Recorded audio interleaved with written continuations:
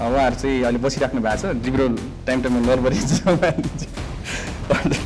र यस्तो डराउनु पर्दैन हजुरले डराउने बित्तिकै यो 1 2 3 4 मा चाहिँ तुरुन्तै फोन गर्नु होला हाम्रो रेस्पोन्स तुरुन्तै हुन्छ 197 वटा दमकल छ 460 वटा एम्बुलेन्स 612 वटा वाटर रेस्क्यू बोट 163 वटा एक्सकेभेटर 13 वटा पोर्टेबल ब्रिज 3 वटा हेलिकप्टर तैनात अवस्थामा हामीले राखेका छौं र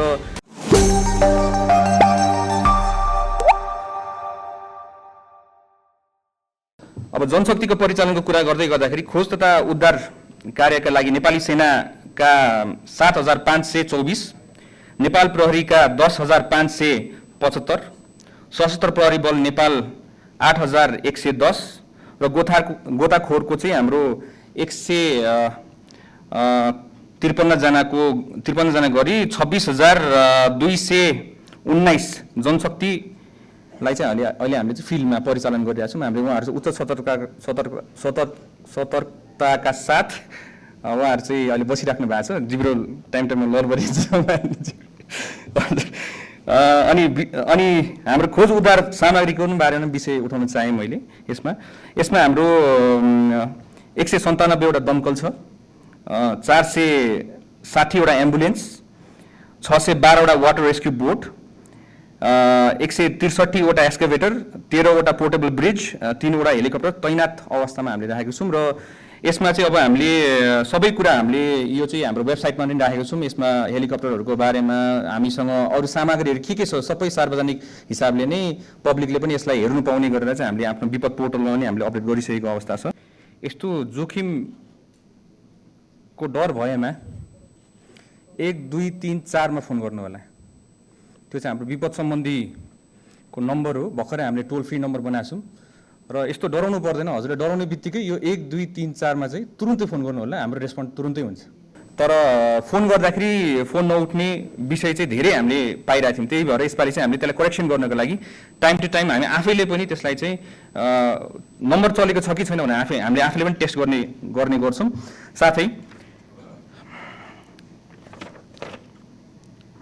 साथै हामीले यसको समीक्षाको लागि चाहिँ हामीले सबै भर्चुअल माध्यमबाट सबै जिल्ला प्रदेश र केन्द्र तीनै तहको सरकारसँग चाहिँ हामीले बारम्बार छलफल गर्नलाई चाहिँ जुम भर्चुअल मिटिङबाट चाहिँ यस्तो तयारी गर्नुपर्ने हुन्छ। त हजुरको अपडेट के छ भनेर हामीले यसको बारेमा चाहिँ अपडेट पनि लिइरहेको अवस्था छ। यो चाहिँ भर्खरै हाम्रो किनभने पहिला चाहिँ यो विभिन्न नम्बरहरू राख्दाखेरि कन्फ्युजन क्रिएट हुन्थ्यो।